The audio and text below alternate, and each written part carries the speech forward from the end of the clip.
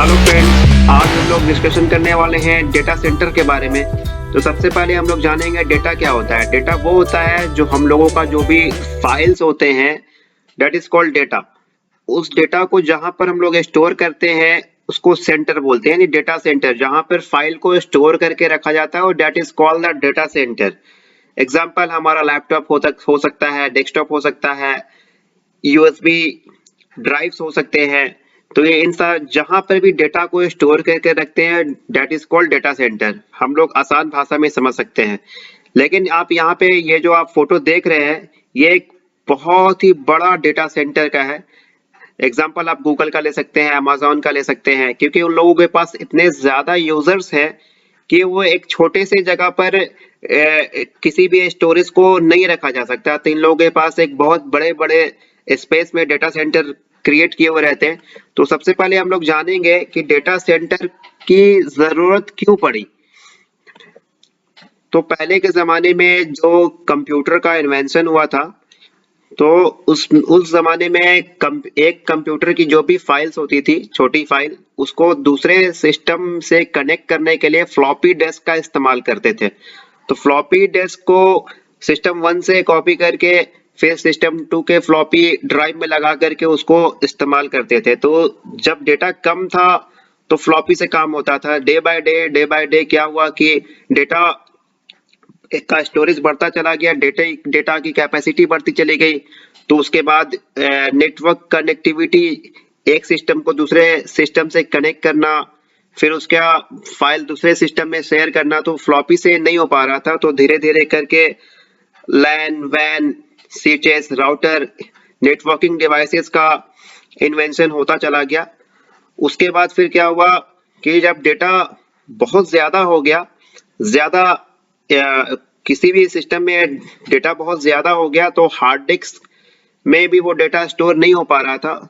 तो उस लिए डेटा सेंटर का इन्वेंशन किया गया ताकि डेटा को सेव किया जा सके। और सबसे बड़ी बात है कि सेव करने का मीनिंग ये है कि किसी भी डेटा को हम प्रॉपर तरीके से सिक्योर रख सकें, क्योंकि किसी भी सिस्टम में, लैपटॉप या डेस्कटॉप या हार्ड डिस्क, यूएसबी ड्राइव में हम लोग किसी भी डेटा को लॉन्ग टर्म या फिर कॉन्फिडेंशियली तरीके से उसको स्टोर करके नहीं रख सकते हैं, क्योंकि वो किसी वक्त भी खराब हो सकता है हमारा लैपटॉप।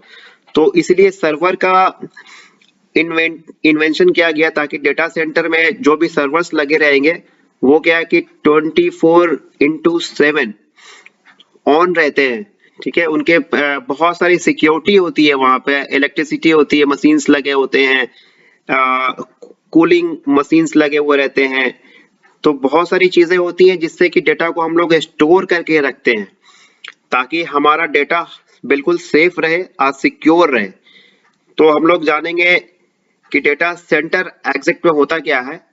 तो our data center consists of hardware such as a server, distribution unit, software such as server, operating system, and network monitoring tools.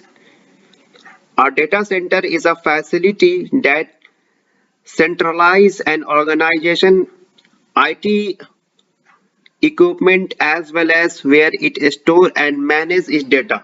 तो डेटा सेंटर क्या होता है कि किसी भी डेटा को, जो हमारे द्वारा जो डेटा है उसको स्टोर जो करता है, उसको वो मैनेज करता है। और डेटा सेंटर में भी दो चीज होते हैं, एक प्राइमरी बेस, एक सेकेंडरी बेस। मीन्स जो प्राइमरी होता है उससे डेटा का सेंडर एंड रिसीविंग होता है, और एक होता है बैकअप डेटा सेंटर। तो अगर प्राइमरी में डेटा हमारा लॉस भी हो जाता है तो हमारा जो डेटा है वो बैकअप में स्टोर रहेगा। इट्स मीन कि ये फुली सिक्योर होता है ताकि हमारा डेटा कहीं पर भी हैंग नहीं हो सकता, सिक्योरिटी लीक नहीं हो सकती, डेटा कहीं इधर से उधर नहीं हो सकता है। आसान भाषा में समझ सकते हैं। तो ये आप एक के सामने एक छोटा सा फोटो है जिसमें आप एक देख सकते हैं कि एक स्विच लगा है, स्विच के ऊपर एक फायरवॉल है, राउटर है, इंटरनेट है।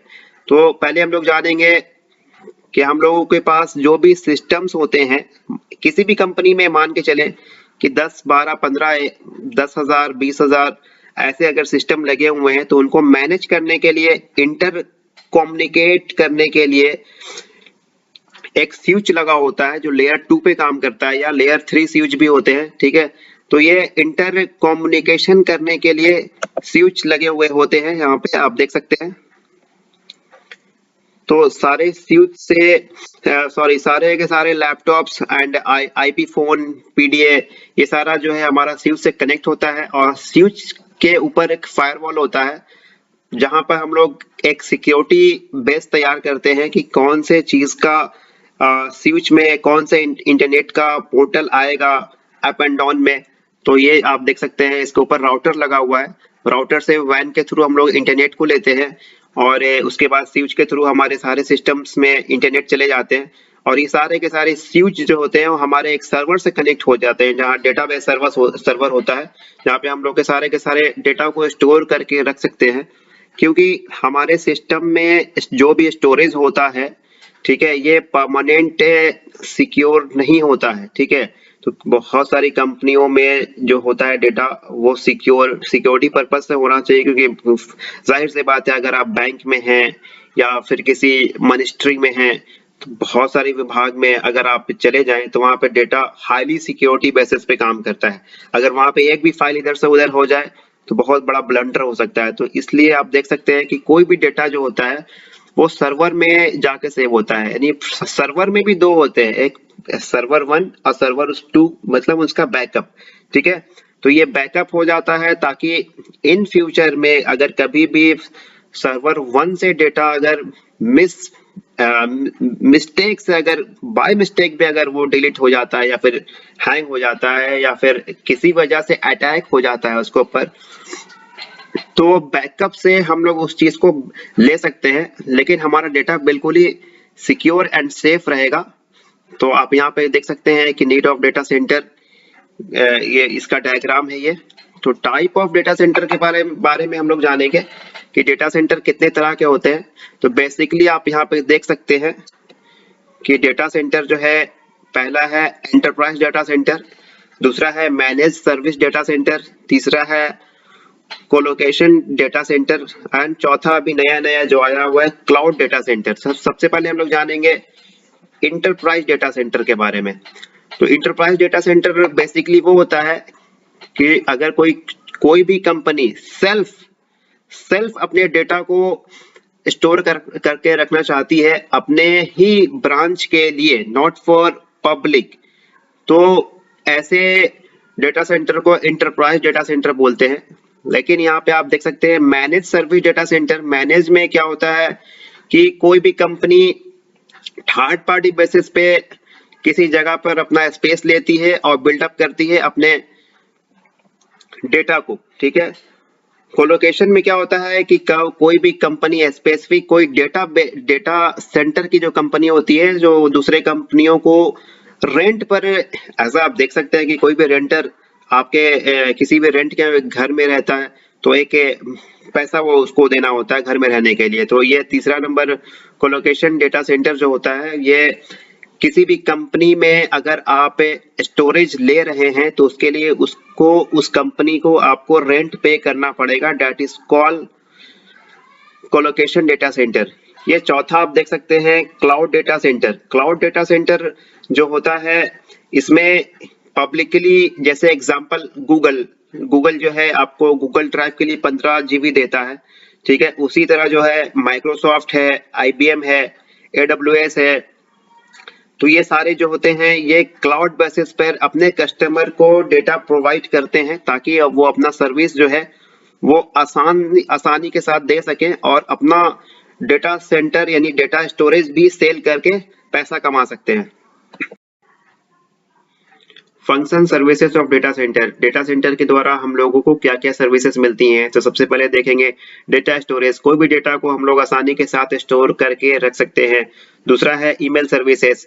ईमेल सर्विसेज के लिए बेस्ट एग्जांपल लेंगे जीमेल का। जीमेल पे जब भी हम लोग लॉगिन करते हैं, मेल चेक करते हैं अपने मोबाइल से या फिर अपने डेस्कटॉप से, और उसके बाद जब दूसरे के सिस्टम से लॉगिन करके चेक करते हैं ईमेल, तो एज इट इज वही ओपन होता है जो हमारा ईमेल हमारे मोबाइल या हमारे डेस्कटॉप पे शो कर रहा होता है। बिकॉज कि इसके पीछे गूगल ने हमें अपना डेटा सेंटर, अपना स्टोरेज दे रखा हुआ है, जिस कारण से हम लोग कहीं से भी लॉगिन करेंगे तो वो एज इट इज वैसा दिखेगा, क्योंकि डेटा सेंटर में file as it is same है। फिर उसके बाद देखेंगे हार्डवेयर इंस्टॉलेशन के बारे में मिल सकता है services, hardware maintenance, backup power solution, redundancy. Backup power solution में क्या होता है कि किसी भी चीज का बैकअप लेकर के, जैसा मैंने आपको बताया था कि सर्वर 1 और सर्वर 1 का बैकअप सर्वर जो होता है, ताकि कोई भी डेटा अगर सर्वर 1 से भी अगर अनइंस्टॉल या किसी कारण से डिलीट हो जाता है, हट जाता है, या फिर कोई अटैक्स होते हैं उस पे, तो इस हम लोग बैकअप सर्वर से उसको जो है वो रिकवर कर सकते हैं। उसके बाद टेक्निकल असिस्टेंस मिलता है।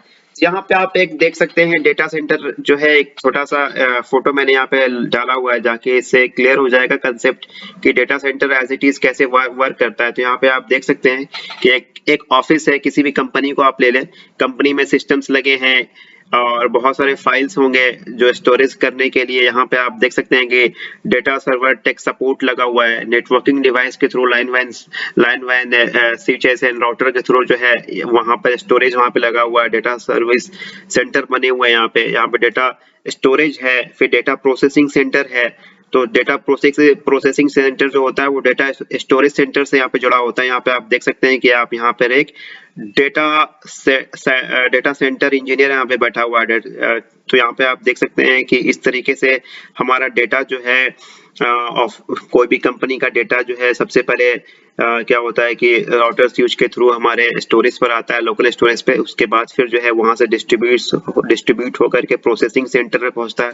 उसके बाद वो फाइनली डेटा स्टोरेज पे चला जाता है, जहाँ पे डेटा स्टोरेज के दो कंपार्टमेंट होते हैं, जहाँ पर सर्वर 1 होता है और उसका बैकअप सर्वर होता है, ताकि जो है वो आसानी के साथ जो है डेटा स्टोर किया जा सके। तो किसी भी बड़े कंपनी का एग्जांपल हम लोग ले सकते हैं, गूगल या अमेज़न। इन लोगों का जो भी डेटा सेंटर जो होता है, तो किसी एक जगह पे स्पेसिफिक फिक्स नहीं होता है, कई जगह पर इन लोगों ने अपना डेटा सेंटर बना के रखा हुआ है, ताकि पब्लिक को प्रॉब्लम ना हो किसी भी फाइल को, किसी भी डेटा को इस्तेमाल करने में, ताकि वो इजी वे में इस्तेमाल कर सके। और फ्रीक्वेंसी काफी अच्छी होनी चाहिए, तभी तो डेटा लोड बैलेंसिंग हो सकेगा। आप यहाँ पे देख सकते हैं जिस कारण से